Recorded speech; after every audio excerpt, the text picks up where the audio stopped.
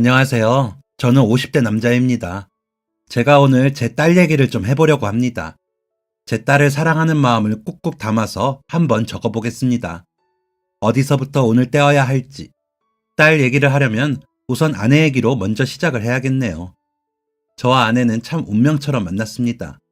제 아내는 제가 다니던 고등학교 바로 앞 분식집 사장님의 딸이었습니다. 야, 친구가, 너 요 앞 분식집 가봤냐? 아니, 안 가봤는데? 이 자식, 학교 1년 넘게 다니면서 여태 거기 안 가보고 뭐 했어? 뭔데? 거기가 그렇게 맛있냐? 야, 너 진짜 몰라? 분식집 사장님이 딸이 하나 있는데 걔가 우리랑 동갑이거든?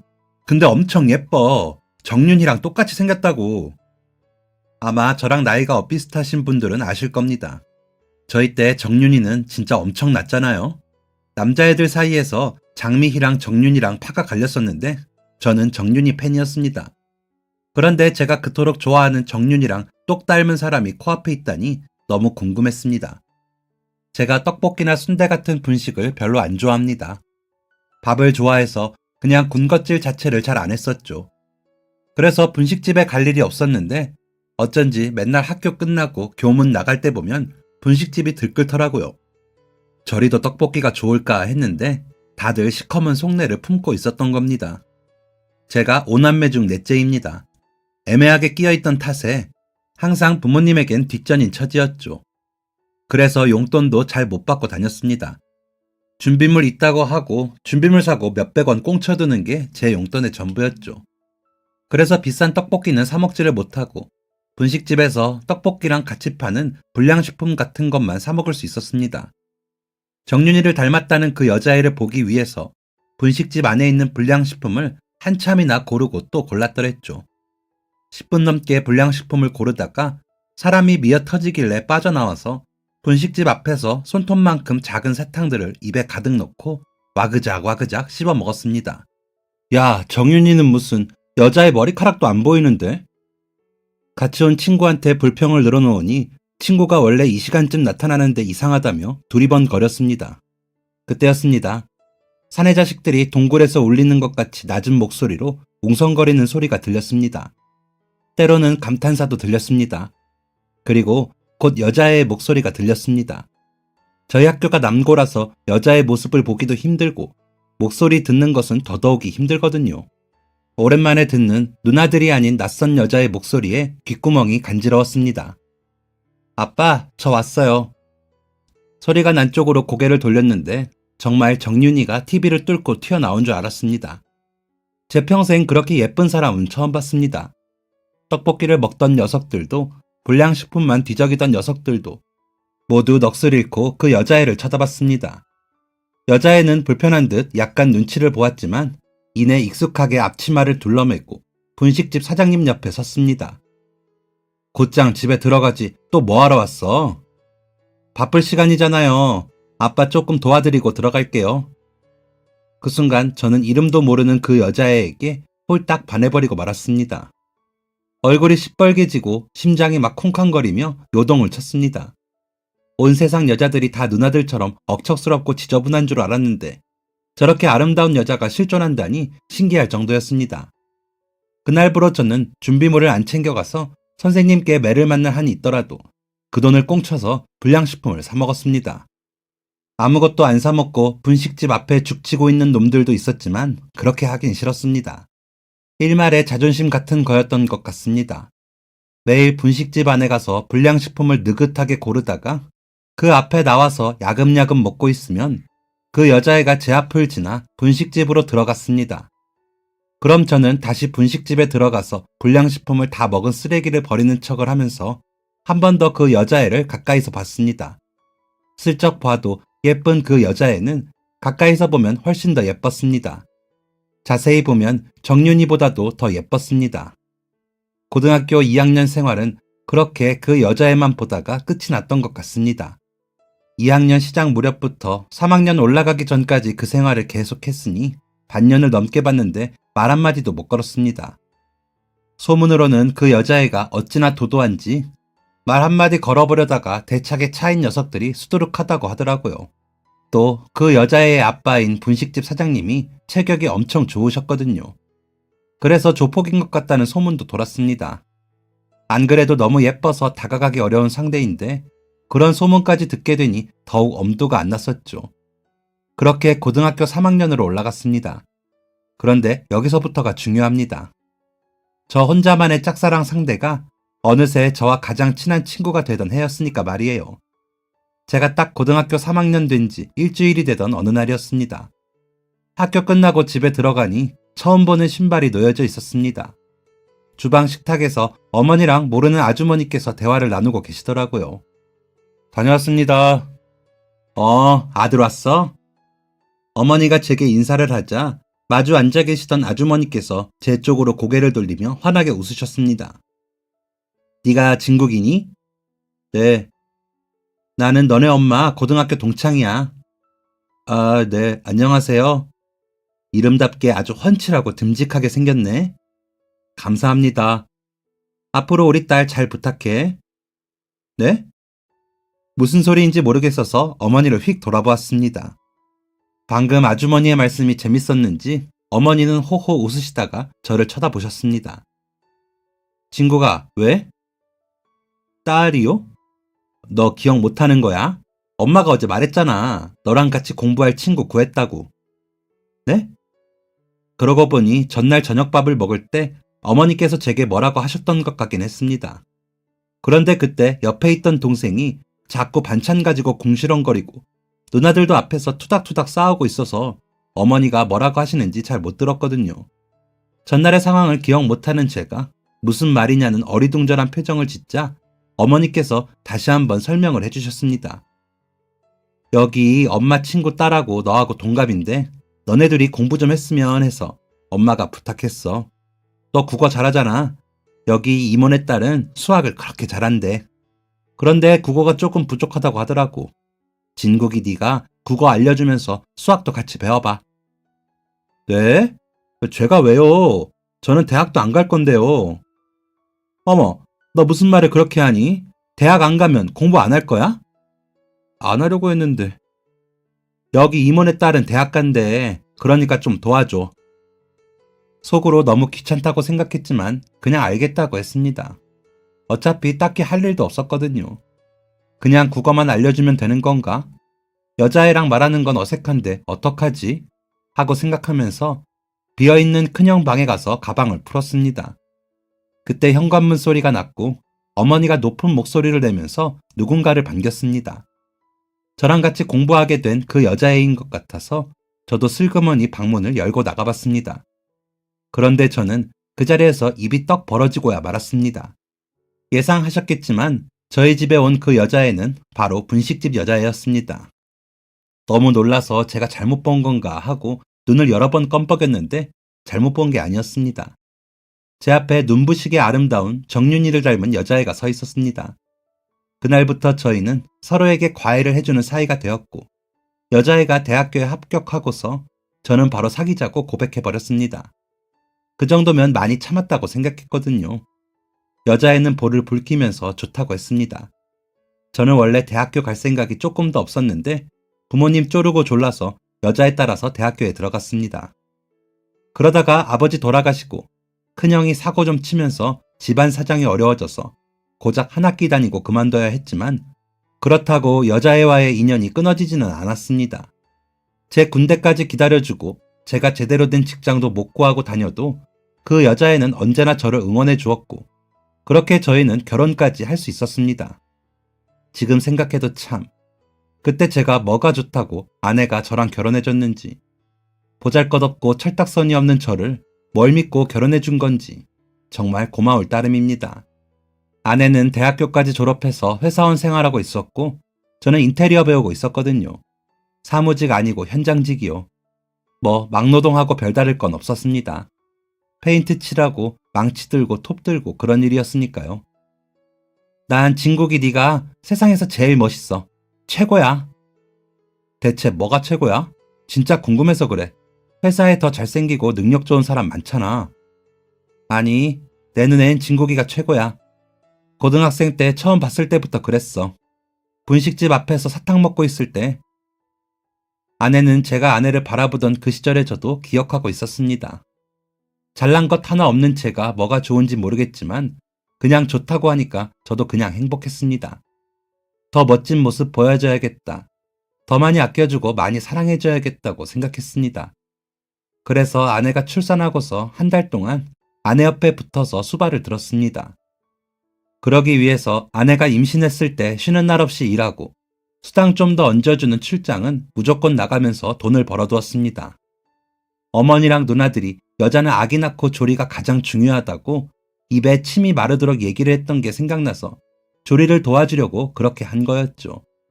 제가 무슨 도움이 될까? 조카들 보니까 아기가 너무 작던데 혹시 실수하지는 않을까 걱정했는데 아기가 태어나는 순간 걱정은 싹 사라지고 그냥 마음속이 꽃밭이 되어버렸습니다. 아내는 아내의 눈, 코, 입을 쏙 빼닮은 딸을 낳았는데 정말 사랑스러웠습니다. 하지만 아기를 돌보는 것은 사랑스러운 만큼 힘들었습니다. 잠도 잘 못 자고 항상 신경을 곤두세워야 하고 밥도 제대로 못 먹고 화장실도 제대로 못 가고 점점 집안 꼴과 몰골이 엉망이 되어갔습니다. 저는 고작 한 달이었지만 아내는 성치도 않은 몸으로 이걸 계속해서 해야 한다고 생각하니 많이 미안해졌습니다. 아마 그 한 달을 함께하지 않았다면 저는 평생 그 수고를 모르고 살았겠죠. 아무튼 그렇게 한 달 동안을 아내와 아기 옆에 붙어 있으니 아내에 대한 사랑도 커지고 아내와의 전우애도 생기고 아기에 대한 부성애도 생겼습니다. 여보, 나 소화가 좀 안 되는 것 같아. 퇴근하면서 소화제 좀 사다 줄 수 있어? 희정이가 감기 기운이 있어서 계속 집에 같이 있어야 할 것 같아서. 그래, 알겠어. 그런데 당신 요즘 자주 그러네? 병원 가봐야 하는 거 아니야? 고작 이런 걸로 병원은 무슨, 요즘 끼니를 잘 못 챙겨 먹어서 그런가 봐. 속 안 좋다고 밥 거르지 말고 잘 챙겨 먹어. 오는 길에 죽 좀 사다 줄까? 아니다. 내가 전복 사와서 끓여줄게. 귀찮게. 귀찮기는 당신이 해서 하는 건데 오늘 작업 마무리하는 날이니까 최대한 일찍 끝내고 올게. 조금만 기다려. 희정아, 아빠 간다. 아내가 속이 안 좋다고 말하기 시작한 게 저희 딸이 6살쯤부터였습니다. 그때 딸이 유치원에 올라가게 되어서 배우는 게 늘어나다 보니까 챙길 것도 많고 신경 쓸 것도 많고 일정도 조정하느라 아내가 많이 수고를 했거든요. 그러느라 본인 끼니는 거르기가 태반이었습니다. 그것 때문에 속이 불편한 거일 거라고 막연하게 생각을 했었죠. 제가 멍청했습니다. 아내의 작은 변화를 예민하게 반응했어야 했는데 아내가 괜찮다고 해도 아내를 병원으로 끌고 갔어야 했는데 저는 그러지 않았습니다. 멍청하게 아내에게 소화제를 사다 주고 죽만 끓여줬습니다. 끼니를 거르지 말라는 바보 같은 소리만 해대면서 소화도 안 되는 아내 몸보신을 시켜준다고 소고기집에 데려가고 백숙을 해서 먹였습니다. 아내가 위암이라는 사실을 알게 된 것은 아이가 7살 때였습니다. 아내가 아프다는 사실을 알게 된 것도 정말 우연이었습니다. 제가 그때 업장에서 팀장으로 일을 하는데 서울 외곽의 한 병원 인테리어를 들어갔었습니다. 규모도 꽤 크고 거기 대표 원장님이 굉장히 소신 있고 열정도 넘치시더라고요. 매우 까다롭기도 했고요. 그래서 원래 예정된 물량보다 더 들어가고 기간도 더 길어졌습니다. 제가 그때 한 10년을 일을 한 거였는데 거기만큼 까다로운 곳도 처음이었고 거기만큼 대표가 꼼꼼한 곳도 처음이었습니다. 그런데 그게 전혀 기분 나쁘지 않고 재밌었습니다. 대표가 꼼꼼한 만큼 엄청 친절했거든요. 저희 업자들 무시하는 경우가 종종 있는데 그 대표님은 저희를 정말 존중해주고 간식이나 식사도 매번 챙겨주시고 뭔가 시키는 태도가 아닌 의견을 말하고 조언을 구하며 조율해가는 태도였습니다. 그렇기에 저희도 더 열심히 작업에 임했고 그만큼 그 인테리어에 애정이 생겼었죠. 몇 달 걸려서 인테리어 끝내놓으니까 거기 대표님이 감동받아서 저희 건강검진을 한 번씩 해주겠다는 겁니다. 그것도 제일 비싼 몇백만 원짜리로 그냥 해준다더라고요. 저희가 부담돼서 안 받으려고 했는데 이거 다 홍보라면서 주변에 소문 많이 내주면 된다면서 대표 원장님이 웃으면서 말을 하는데 거절하기가 어렵겠더라고요. 그래서 그냥 감사히 받자 하고 그때 같이 일했던 팀원 5명이랑 건강검진을 받기로 했습니다. 그런데 예약을 잡아놓긴 했는데 제가 그때 갑자기 지방 출장이 생긴 겁니다.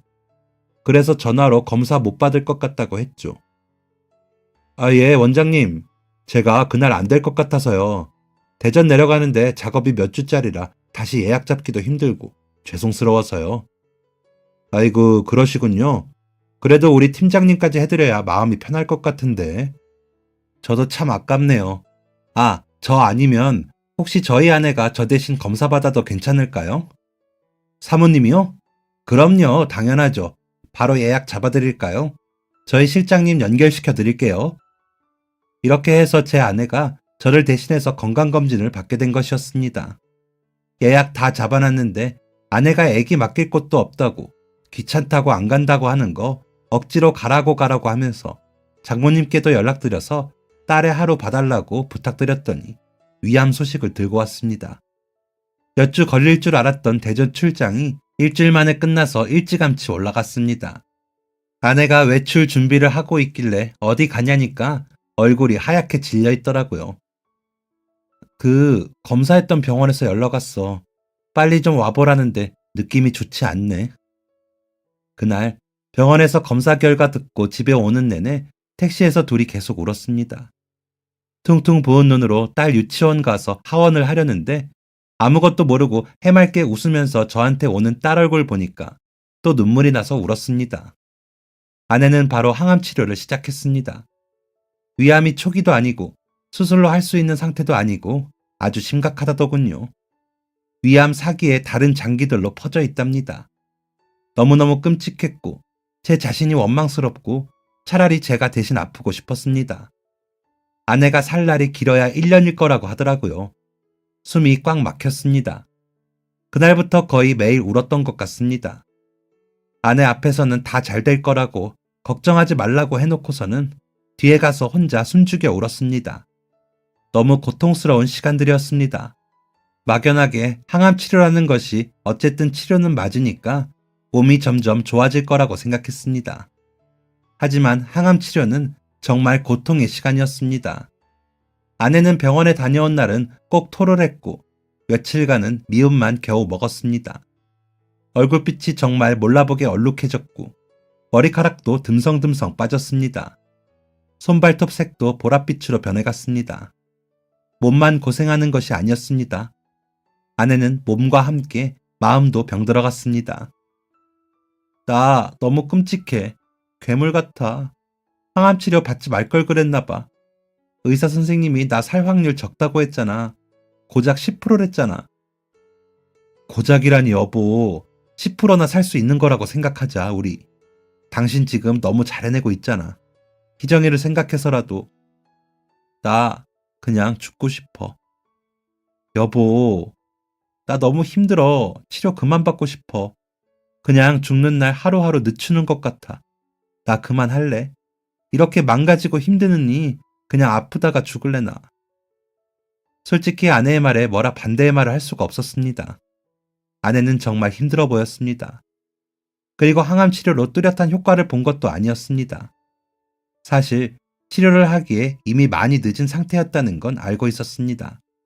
하지만 신락 같은 희망을 가지고 제가 적극적으로 치료를 권유했었는데 오히려 아내에게 상처만 준 것 같았습니다. 저는 아내의 말을 따르기로 했습니다. 아내는 치료를 그만두었고 남은 시간 그냥 평소처럼 평범하게 살다가 죽고 싶다고 했습니다. 그렇게 아내는 의사가 말한 길어야 1년을 꽉 채우고 세상을 떠났습니다. 아내가 그랬거든요. 딸애가 초등학교 입학하는 거 꼭 보고 싶다고요. 아내는 소원을 이뤘습니다. 아이가 초등학교 입학하고 곧바로 통증이 심해져서 입원을 했고 그러다 보름쯤이 지나서 아내는 떠났습니다. 아내가 죽고 나서 가장 후회되는 것이 있었습니다. 바로 아내를 추억할 만한 사진이 없다는 것이었습니다. 그래도 많이 찍는다고 찍었는데 맨날 카메라를 품에 지니고 있지는 못하잖아요. 그리고 집에 있던 카메라는 동영상도 찍을 수 없었습니다. 그래서 아내의 생전 모습을 충분히 남기지 못했습니다. 유독 아내가 사무치게 그리운 날이면 왜 사진을 안 찍었을까? 캠코더라도 하나 사둘 걸 하면서 후회를 많이 했습니다. 그래서 딸애가 초등학교 2학년이 되었을 때 아무튼 그쯤에 핸드폰을 샀습니다. 저희 딸 사진 많이 찍어주려고요. 딸애가 떠날 거라는 그런 무서운 상상을 한 건 아니었고 그냥 남기고 싶었습니다. 일하다가도 보고 싶으면 핸드폰에서 사진 찾아서 보고 딸애랑 둘이 거실 소파에 앉아서 놀러가서 찍은 사진을 들여다보고 있는 게 재밌었습니다. 아빠, 엄마 사진도 이렇게 핸드폰으로 보면 좋겠다. 그러게, 아쉽다. 그지? 응, 그래도 괜찮아. 내가 머릿속으로 다 기억하고 있으니까. 아빠, 엄마 목소리 기억나? 나는 엄마 목소리가 너무 좋았어. 너무 예쁘고 또 아름다웠어. 아내가 아픈 모습, 서서히 이 세상과 멀어지려는 모습을 누구보다 가까이서 본 저희 아이가 혹시나 충격을 받지는 않을지 걱정을 많이 했습니다. 하지만 아이는 제 생각보다 훨씬 씩씩했습니다. 엄마가 천사가 되어 우리를 지켜줄 거라는 얘기를 하더라고요. 천사들이 부족해서 엄마가 간 거라고요. 장모님이 그렇게 말씀해 주신 것 같더라고요. 아이는 순수한 마음으로 그렇게 믿었고요. 그래서인지 엄마와의 이별을 슬퍼하기는 했지만 저보다도 훨씬 빠르게 회복을 했습니다. 자기 나름대로 많이 노력했겠지요. 하늘에서 엄마가 지켜보고 있다고 생각했더니 눈물이 더 이상 안 난다고 했습니다. 이 순수하고 예쁜 아이를 보며 저도 힘을 낼 수 있었습니다. 그리고 이 아이를 어떻게 해서든 지키겠노라 다짐했습니다. 비록 부모가 한 명뿐이지만 그 누구보다 행복하고 그 누구보다 사랑받는 아이로 자라게 하겠다고 제 스스로와 하늘에 있는 아내와 약속을 했습니다. 그래서 조금 덜 벌더라도 웬만하면 지방 출장은 가지 않았고 그 시간에 좀 더 딸애한테 시간을 투자하려고 애썼습니다.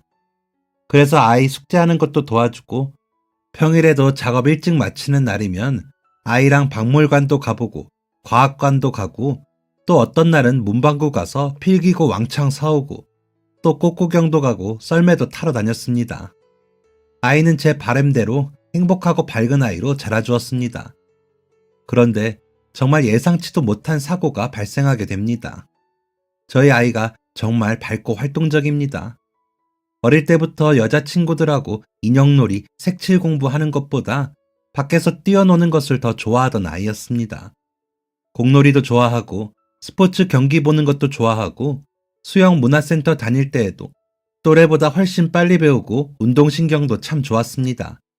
아이가 한 살 한 살 자라날수록 학업이 늘어나니까 엉덩이 붙이고 공부하는 시간이 자연스럽게 늘어나더군요. 초등학교 고학년부터는 학교에서도 늦게 끝나고 학원도 다니다 보니까 평일에는 밖에서 뛰노는 시간이 아예 없었습니다. 그래서 그때부터는 주말엔 좀 활동적인 걸 하러 찾아다녔습니다. 놀이터도 가보고 공원 가서 캐치볼도 하고 배드민턴도 치고 둘이 축구도 하고 놀았습니다.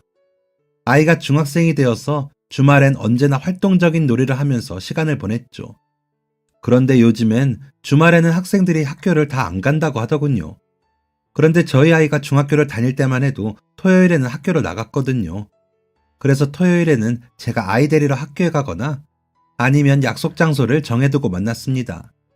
아이에게 사고가 생긴 그날도 토요일이었습니다. 희정아, 오늘 아빠가 데리러 갈까?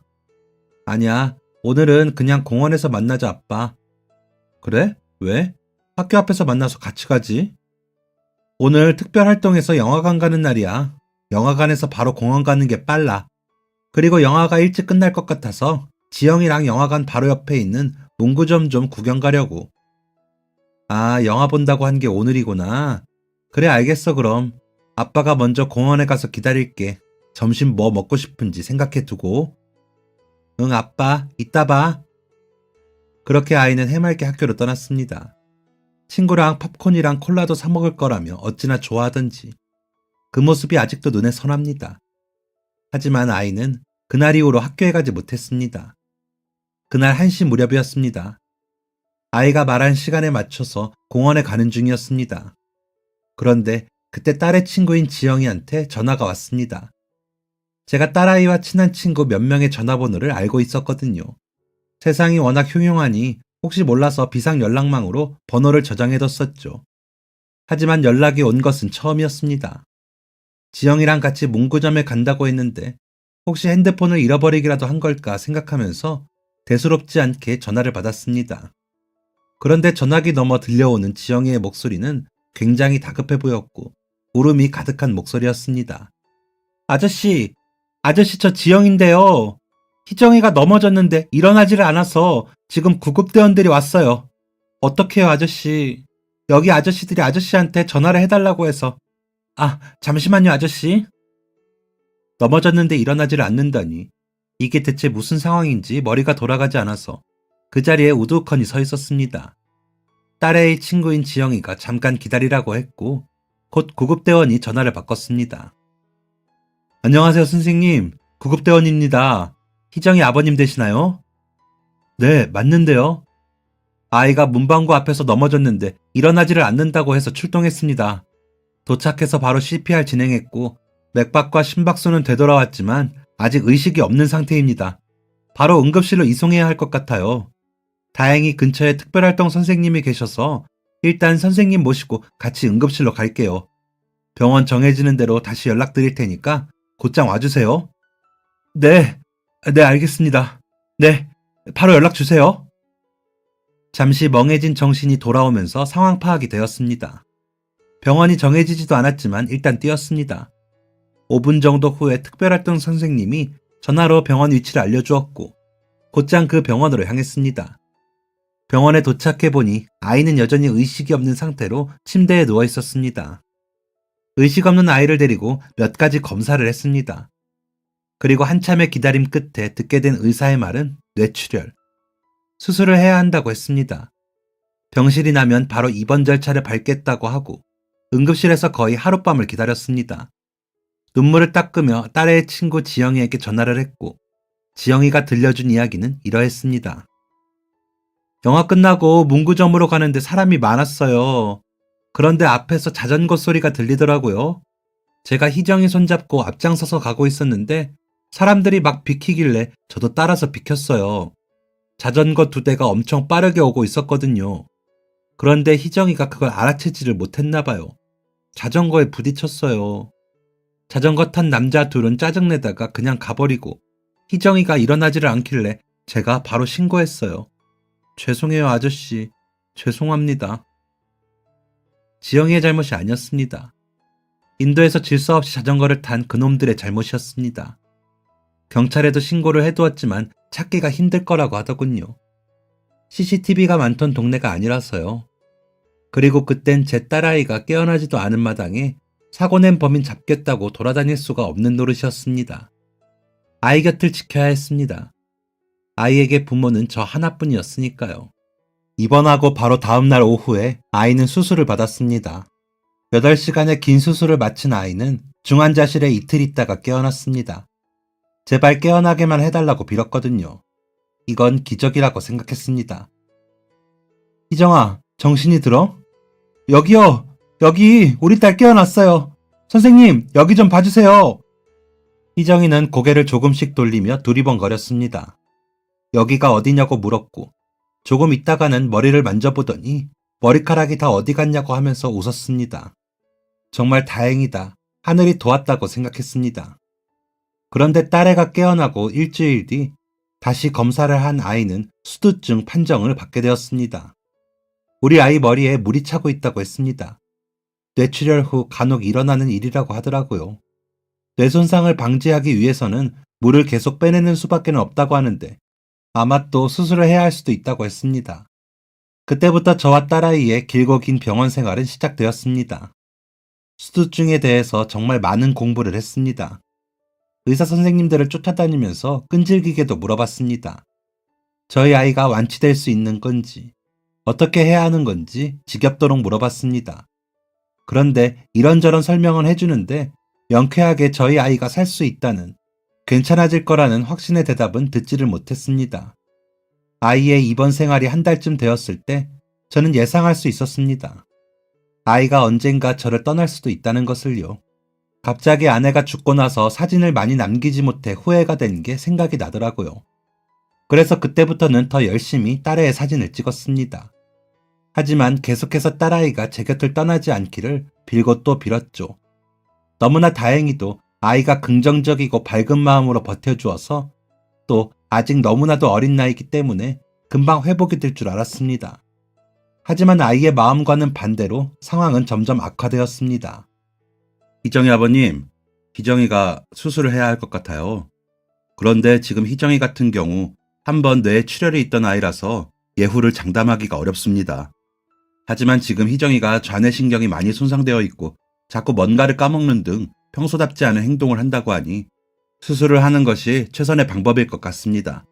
결정되시면 저희한테 알려주세요. 딸아이의 상태가 좋지 않았습니다. 어느 순간부터 움직임도 불안정하게 보였고 기억력도 많이 안 좋아진 것 같았거든요. 수술을 하는 게 맞는 건지 고민이 많이 되었습니다. 그런데 딸애가 먼저 자기의 마음을 말하더라고요. 아빠, 나는 이렇게 계속 있으면 언젠가는 몸을 제대로 다 못 쓰게 될 거고 자꾸 까먹다가 아빠도 까먹을지도 몰라. 그러니까 나 수술할래. 나 잘 견딜 수 있어. 저는 아이의 말을 따르기로 했습니다. 아이는 다시 한번 외로운 수술실로 들어갔고 긴 시간 동안 수술을 진행했습니다. 하지만 저희 딸은 수술 후 깨어나지 못했고 식물인간이 된 상태로 1년을 보내다가 아내의 곁으로 떠났습니다. 그땐 정말 저도 세상을 떠나고 싶은 마음이 가득했습니다. 아내와 딸이 있는 곳으로 가고 싶었습니다. 그런데 저희 딸 장례식장에 딸아이의 담당 의사 선생님이 오셨었거든요. 와서 제게 이런 말씀을 하시더라고요. 희정이 아버님, 아내분과 희정이가 얼마나 살고 싶었겠어요. 우리가 살아가는 이 평범한 순간들을 얼마나 살고 싶었겠어요. 우리가 그 시간들을 헛되게 보내면 떠난 사람들에게 너무 미안한 거 아닐까요? 진짜 이 말 때문에 버텼습니다. 제 아내와 딸아이는 얼마나 이 시간들을 살고 싶었을지. 그렇기에 제가 더욱 삶을 소중히 보내야겠다는 생각이 들더라고요. 헛되이 쓰지 말자는 생각이요. 그래서 그냥 열심히 일했습니다. 제가 삶을 소중히 보내면 뭘 얼마나 더 하겠습니까? 돈 쓰는 곳은 없었지만 그냥 열심히 벌기만 했습니다. 그게 저의 최선이었습니다. 여기서 페인트 칠하고 저기서 바닥 뜯고 또 여기서 상판 달고 또 저기서 못질하고 그냥 그렇게 살았습니다. 그렇게 일만 하면서 몇 년을 보냈습니다. 아, 김씨, 전화를 왜 이리 안 받아? 아유, 죄송해요. 핸드폰이 오락가락하네요. 아이고야, 징하다, 징해. 그 핸드폰 좀 그만 바꾸지 그래. 아, 안 돼요. 이게 제 전부인데 어떻게 그래요? 저는 아이가 세상을 떠나고 핸드폰을 단 한 번도 바꾸지 않았습니다. 제가 아이를 추억할 수 있는 전부였거든요. 그 핸드폰에는 아이의 사진도 가득 있었고, 아이와 주고받은 문자도 있었고, 목소리가 담긴 동영상도 있었습니다. 그래서 저는 핸드폰을 바꿀 수 없었습니다. 이 사진들을 컴퓨터로도 옮길 수 있다고 했는데, 컴퓨터 같은 걸 제가 가지고 있을 리도 없었고, 다룰 줄도 몰랐고, 시시때때로 꺼내서 아이 사진을 볼 수 있는 핸드폰이면 충분했습니다. 그렇기에 핸드폰은 제 보물과도 같았습니다. 그냥 보물 그 자체였습니다. 그러던 어느 날이었습니다. 김씨, 또 전화 안 받네? 핸드폰이 아니라 고물이요, 고물. 저 지난주에 핸드폰 수리점에서 고쳤는데 이상하다. 잠깐만요. 밖에 핸드폰을 뒀나봐요. 그때 미용실 개업 공사를 하고 있었습니다. 미용실 바로 옆에 저희 차가 세워져 있었고 제가 바지를 갈아입느라 제 가방을 꺼내뒀었거든요. 그러다 바지를 갈아입으면서 가방 위에 핸드폰을 올려두었는데 그대로 들어와서 작업을 하고 있던 겁니다.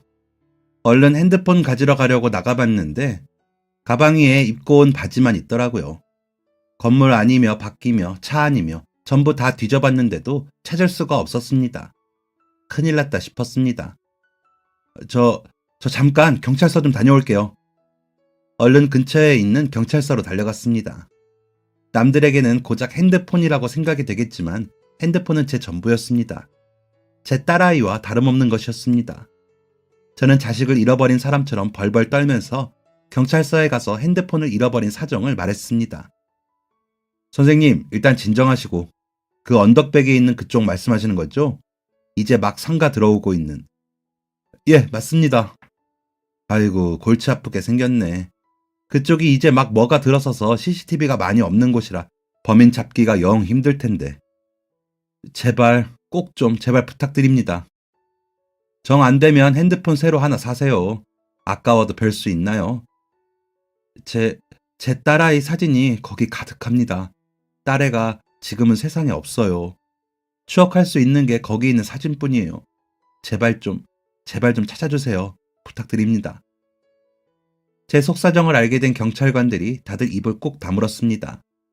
그리고 방금 제게 핸드폰을 새로 사라고 했던 젊은 경찰관분이 제 손을 꼭 잡아주었습니다. 선생님, 일단 근처에 CCTV 있는지부터 확인해 볼게요. 조금만 기다려주세요. 일단 급한 연락은 받으셔야 하니까 저희 연락도 받으셔야 하고요. 그러니까 핸드폰 가게 가셔서 임시 핸드폰부터 받으세요. 제가 같이 가드릴게요. 감사하게도 경찰관은 저와 함께 핸드폰 가게에 가서 임시 핸드폰을 받는 걸 도와주었습니다. 그리고 근처 CCTV를 확인하러 간다면서 먼저 들어가라며 저를 보냈죠. 연락은 바로 다음날 왔습니다.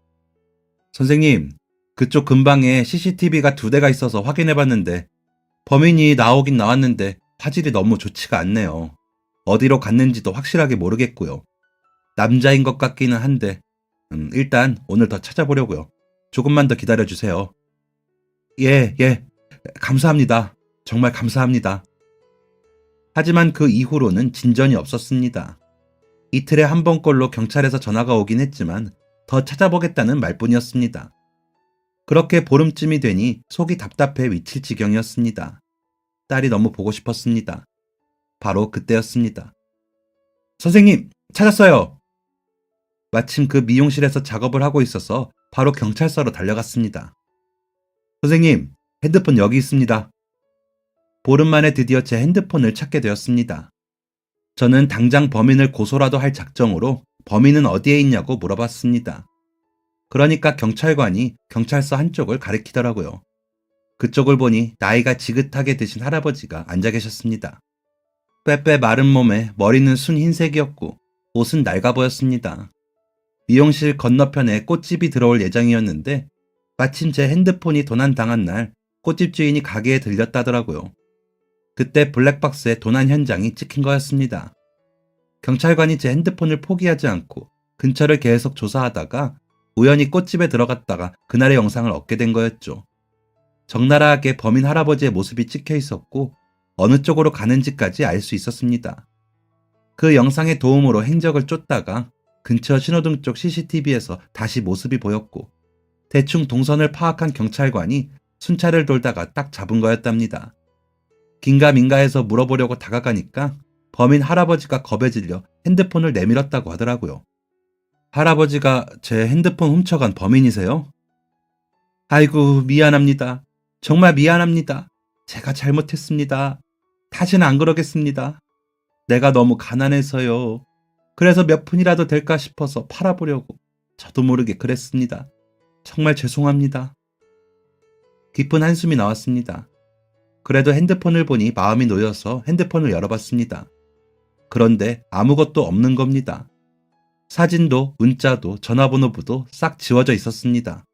할아버지, 이거 다 어디 갔어요?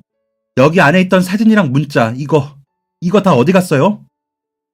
그게 내가 그거 우리 손자한테 다 지워달라고. 지워야지 팔릴까 해서. 그게 뭔지 모르고 그냥. 정말 심장이 산산조각 나는 것 같았습니다. 너무 억울하고 속상하고 뭐라고 더 표현을 해야 할지 모르겠네요. 그냥 제 딸아이가 세상에서 영영 사라지는 기분이었습니다. 그러면 안 되는 건데 너무 화가 났습니다. 할아버지, 이게 어떤 사진인 줄 아세요? 내 딸이에요, 내 딸. 내 딸이 8년 전에 죽었어요. 그 딸 사진이라고요. 내 딸이 전부 다 여기 남아있었다고. 그런데 할아버지가 없앤 거예요. 할아버지가. 내 딸이랑 한 문자. 이거 다 당신이 없앴다고. 미안합니다. 다시는 안 그러겠습니다. 한 번만 용서해 주세요. 미안합니다. 내가 정말 미안합니다. 경찰관들은 흥분한 저를 말리고 할아버지는 무릎까지 꿇고 사과를 하고 화가 머리끝까지 났지만 하는 수 없었습니다. 80은 되어 보이는 그 할아버지를 감옥에 넣길 하겠습니까? 어쩌겠습니까? 돈으로 보상받을 수 있는 것도 아니었고요. 그냥 망연자실했습니다. 저를 끝까지 도와준 경찰관분이 위로를 해주더라고요. 선생님, 괜찮으세요? 이제 어떻게 하시려고? 뭘 어쩝니까? 핸드폰 하나 사야지. 딸 사진은 집 앨범에 있는 어릴 때 사진 그거 보고 그때도 사진을 좀 많이 찍어둘 걸 그랬어요. 볼 게 돌잔치 사진, 운동회, 학예회 이런 것밖에 없어요. 동영상도 있었는데 우리 딸. 죄송합니다. 조금 빨리 찾았더라면. 아닙니다. 간수 못한 제 잘못이죠. 그 핸드폰 제가 잠깐 빌려도 될까요? 예? 뭐 그러세요. 이제 쓸모도 없는데요. 감사합니다. 제가 다시 연락드릴게요. 갑자기 경찰관이 제 핸드폰을 빌린다길래 이 고모를 어디다 쓰려고 하나 의아했지만 물어볼 기운도 없었습니다. 그래서 그냥 주고 핸드폰은 새로 맞췄습니다. 그런데 한 일주일인가 있다가 경찰관에게 다시 연락이 왔습니다. 조금 신난 목소리였습니다. 선생님, 서로 좀 와주실 수 있나요? 핸드폰을 돌려주려나 보다 하고 서로 갔습니다. 그런데 핸드폰이랑 조그만한 열쇠고리 같은 걸 주더라고요. 이게 뭐예요? USB요? 네? 컴퓨터에 연결하면 볼 수 있는 건데 잠시만요. 경찰관은 노트북 하나를 얼른 가져오더니 USB라는 걸 꽂았습니다. 그러고 몇 번 클릭을 하더니 글쎄 화면에 저희 딸아이 얼굴이 나오는 겁니다. 제가 핸드폰으로 정성스럽게 찍어두었던 바로 그 사진이었습니다. 이게 희정이가 이 사진이 뭐죠? 어떻게 한 거예요? 데이터 복구를 한 거예요. 저희들은 포렌식이라고 부르는데 이쪽에 아는 분이 있어서 혹시나 하고 맡겼는데 사진 전부 다 확인할 수 있었어요. 문자도 복구가 되긴 되었는데 보이세요? 그냥 이렇게 글로 나오는 게 전부예요. 고맙습니다. 그냥 이런 글이라도 좋아요. 충분합니다. 정말 감사합니다, 경찰관님. 정말 이걸 어떻게 표현해야 할지. 정말 감사합니다. 감사합니다. 정말 감사합니다.